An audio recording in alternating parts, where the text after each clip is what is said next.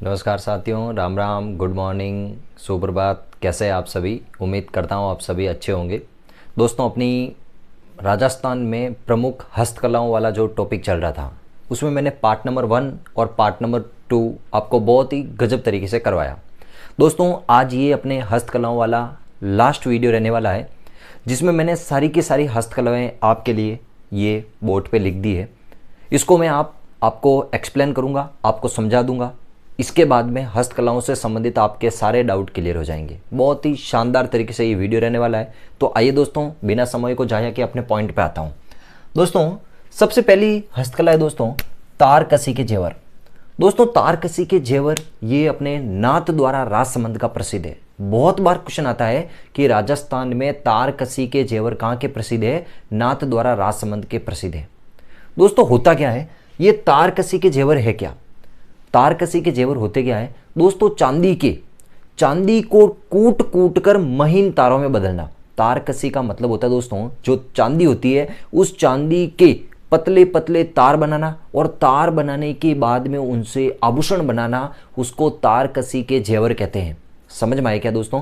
तारकसी के जेवर का मतलब होता है जो चांदी होती है उस चांदी से पतले पतले तार बनाना और तार बनाने के बाद में उनसे आभूषण बनाना, उसको तारकसी के जेवर कहते हैं, जो नाथ द्वारा राजसमंद के प्रसिद्ध है। बहुत इंपॉर्टेंट है। नेक्स्ट है दूसरा दोस्तों मीनाकारी। मीनाकारी स्पेशली आपको ध्यान रखना दोस्तों, जयपुर की प्रसिद्ध है। मीनाकारी कहाँ की प्रसिद्ध है दोस्तों? जयपुर की प्रसिद्ध है।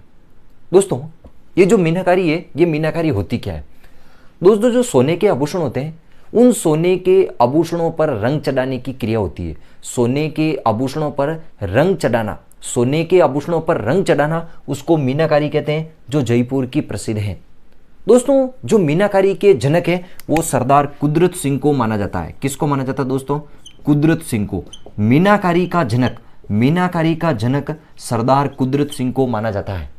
और दोस्तों, राजस्थान में एकमात्र मीनाकारी की जो मंडी है, एकमात्र मीनाकारी की मंडी वो सीतापुरा जयपुर में स्थित है। क्वेश्चन आ सकता है कि राजस्थान में मीनाकारी की मंडी कहाँ है? एकमात्र वो सीतापुरा जयपुर में है। और याद रखना दोस्तों, ये जो मीनाकारी है, इस मीनाकारी को राजस्थान में जो हस्तकलाएं होती है उस हस्तकलाओं की क्या बोला जाता है दोस्तों? हस्तकलाओं की आत्मा कहा जाता है।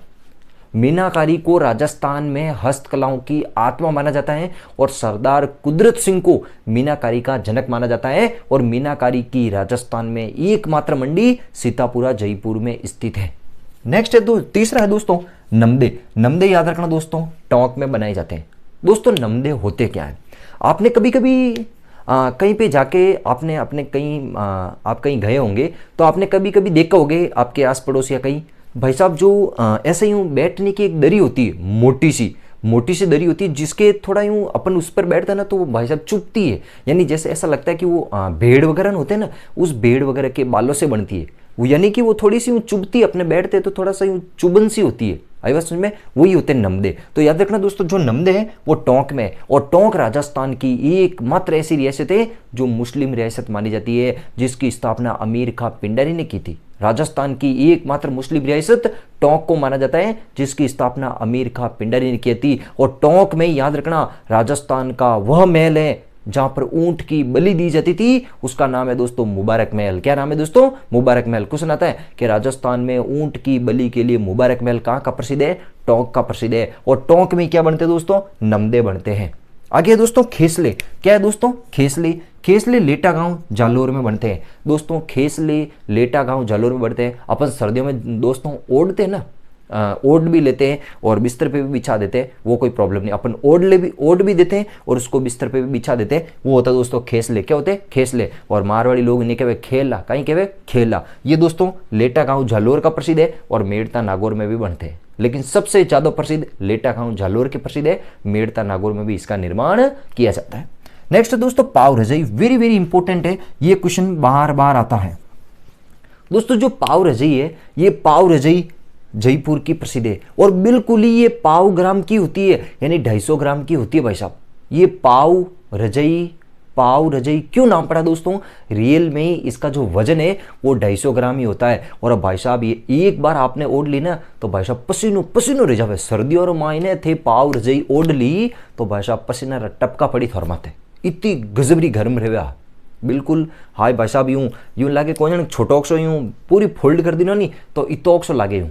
कोई जने पर्स लियो हाथ में, इतनी महीन होती है, बिल्कुल 250 ग्राम जितनी होती है, और भाई साहब इतनी गर्म रहे कि पसीना टपका टपका पड़े। ये याद रखना दोस्तों, पाव रजई जयपुर की प्रसिद्ध है, अच्छे से याद रखना। दोस्तों आगे है दोस्तों मिरर वर्क। दोस्तों मिरर वर्क ये जैसलमेर का प्रसिद्ध है। मिरर वर्क होता क्या है दोस्तों? मिरर, मिरर का मतलब होता है दोस्तों कांच। मिरर का मतलब क्या होता है दोस्तों? कांच। यानी जो कपड़ा होता है उस कपड़े पर कांच लगाना।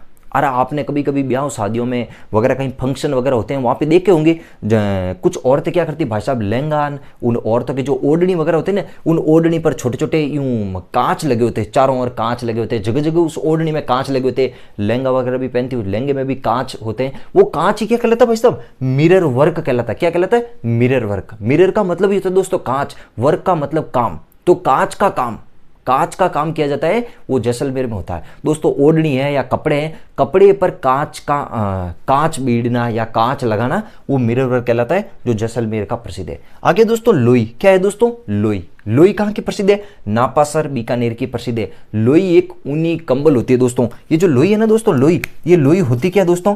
लोई एक ऊनी कंबल है दोस्तों। ये सर्दियों में सबसे ज़्यादा काम में ली जाती है। सर्दियों में सबसे ज़्यादा काम ली जाती है लोई। ये छोटी सी एक ऊनी कंबल होती है, ऊनी कंबल को लोई कहते हैं। ये नापासर बीकानेर की प्रसिद्ध है, अच्छे से याद रखना, गजब की बात है। आगे दोस्तों काष्ठ कला। दोस्तों काष्ठ का मतलब होता है लकड़ी।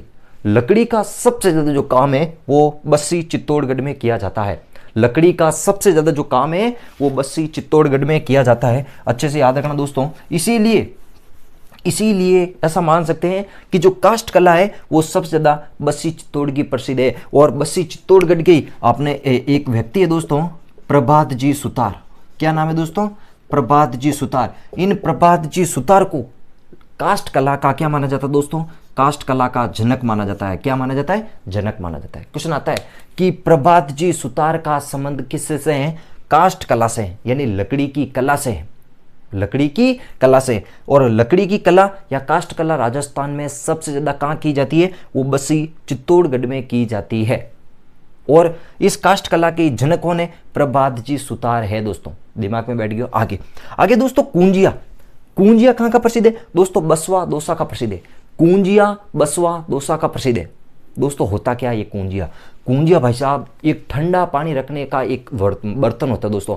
पानी को ठंडा रखने के लिए एक बर्तन होता है, उस बर्तन को कुंजिया कहते हैं। और कुंजिया याद रख लेना दोस्तों, ये बसवा दौसा का प्रसिद्ध है। बसवा दौसा का प्रसिद्ध है। और एक बात और बता देते हैं दोस्तों, एक है दोस्तों आलूदा स्थान। कौन सा स्थान है दोस्तों? आलूदा।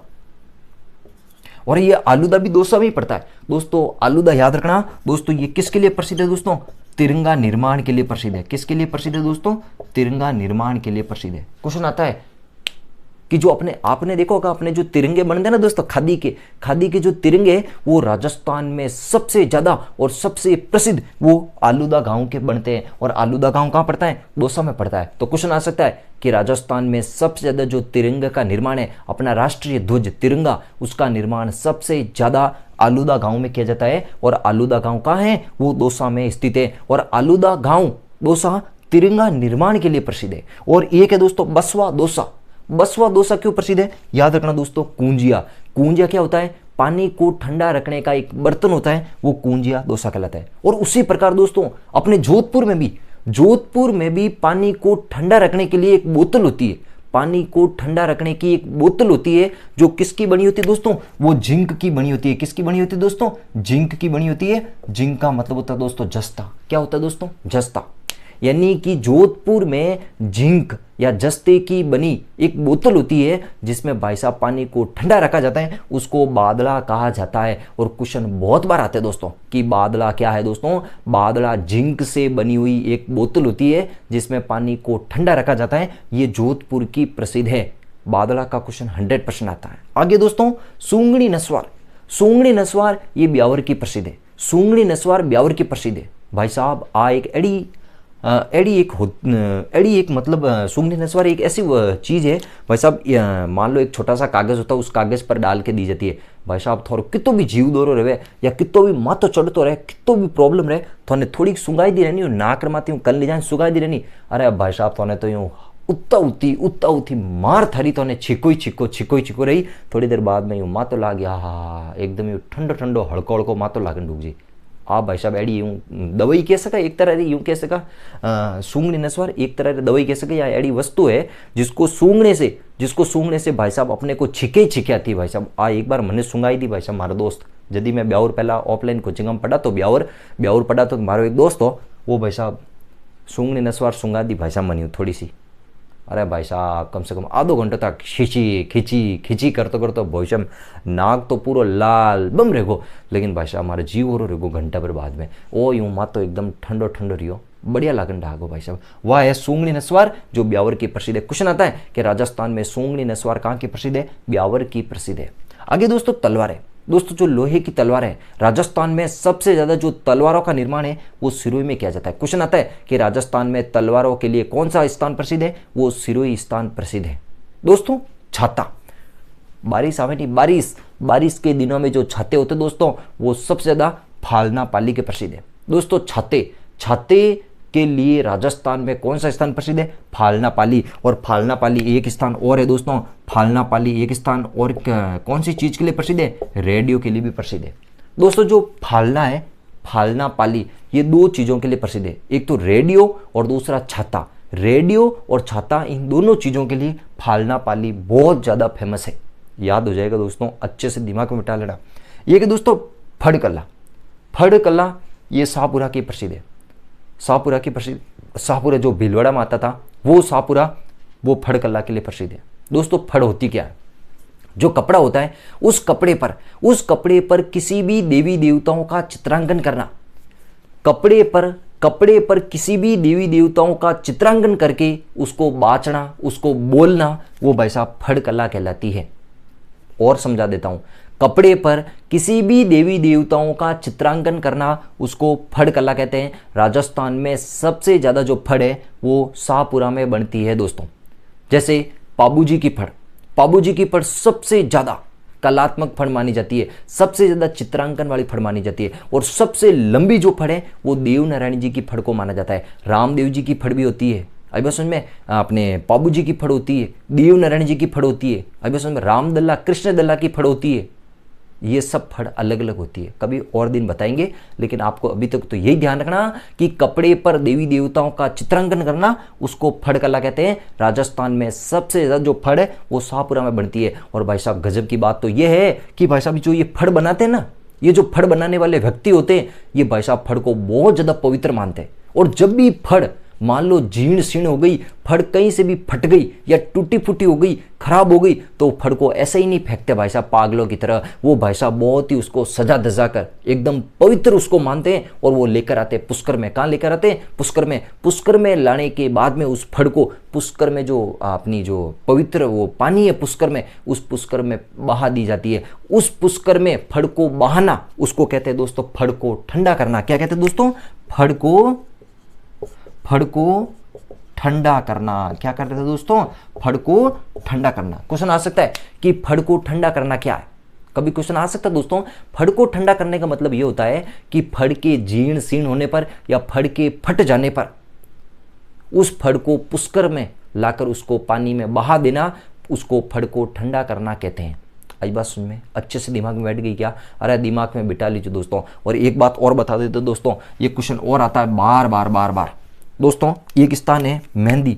मेहंदी कहाँ की प्रसिद्ध है दोस्तों? मेहंदी राजस्थान में मेहंदी कहाँ की प्रसिद्ध है दोस्तों?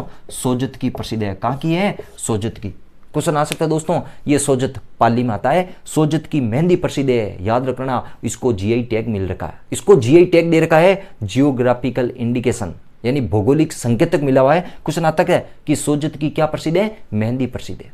दोस्तों ये दिमाग में बिठा लेना, क्वेश्चन 100% आता है। एक बार रिपीट कर लेता हूं।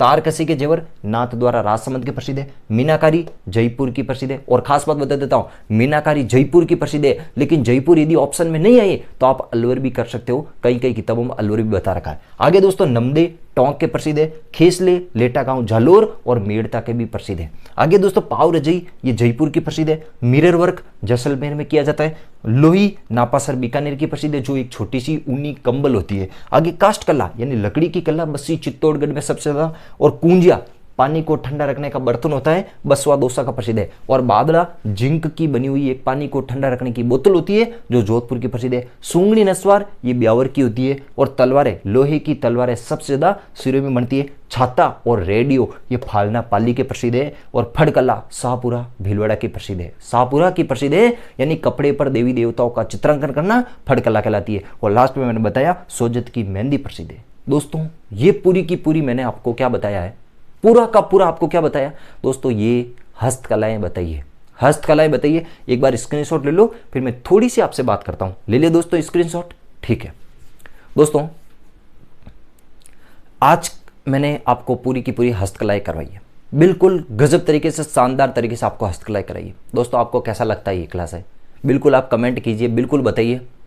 बहुत सारे आप सभी का जो प्यार है, 1.5-2 महीने हुए अपने को YouTube चैनल चालू किए हुए, 1.5-2 महीनों में जो आपका प्यार स्नेह अपार मिल रहा है दोस्तों। बहुत ज़्यादा विद्यार्थी जुड़ रहे हैं, बहुत ज़्यादा विद्यार्थियों के पास में अपनी वीडियो पहुंच रही है और जितने अच्छे कमेंट आ रहे हैं वैसा मन खुश होता है। और उन अच्छे कमेंटों के माध्यम से मैं इस काम को और ज़्यादा बेहतर करने की सोचता हूँ, और ज़्यादा बेहतर करने के अपने मन में वो लालसा होती है कि भाई साहब मैं बेहतर से बेहतर कंटेंट दूँ। हालांकि सर अपने जो पिछले 4 से 5 वीडियो थोड़े से ही हूँ अटक अटक के आ रहे थे, मैंने हालांकि आज उसमें कुछ सुधार करने की कोशिश करी। अब देखता हूँ कि वो सही हुआ या नहीं हुआ, वो रिकॉर्ड होने के बाद में, अपलोड होने के बाद में पता चलेगा कि वो सही हुआ कि नहीं हुआ। पिछली 3-4 क्लासें थोड़ी सी वो बफरिंग हो रही थी, वो मुझे बाद में पता चला, कुछ विद्यार्थियों ने बोला, वो देखते वक्त तब पता चला। लेकिन खैर कोई नहीं, आज ही अपलोड होने के बाद में कैसी रहे, एकदम सही रहे तो ज़रूर मज़ा आ जाएगा कि भाई साहब मेहनत की हुई, मामला सेट हो गया अच्छे से। तो ठीक है दोस्तों, आप ज़्यादा ज़्यादा इन क्लासों को शेयर कीजिए, फैलाएगा दोस्तों। मैं चाहता हूँ जितना हो सके जल्दी से जल्दी 1000 सब्सक्राइब कर दीजिए और इस चैनल को प्यार दीजिए दोस्तों। जितना हो सके जल्दी से जल्दी आप 1000 सब्सक्राइब करेंगे तो मैं भी इस काम को और ज़्यादा करने की कोशिश करूँगा। और मैं इस चीज़ को धीरे धीरे मैं सोचता हूँ कि दोस्तों इस बोर्ड से मैं डिजिटल बोर्ड की ओर जाने वाला हूँ, ताकि मेरे पास में कंटेंट बहुत बढ़िया है लेकिन मैं उसको प्रस्तुत करने का एक अच्छा माध्यम रहेगा तो आप विद्यार्थी ऑटोमेटिक मेरे से जुड़ेंगे, ये मुझे पता है, क्योंकि दोस्तों कंटेंट बहुत ही ज़्यादा विश्वसनीय है अपने पास में। तो ठीक है दोस्तों, have a nice day, thank you, bye.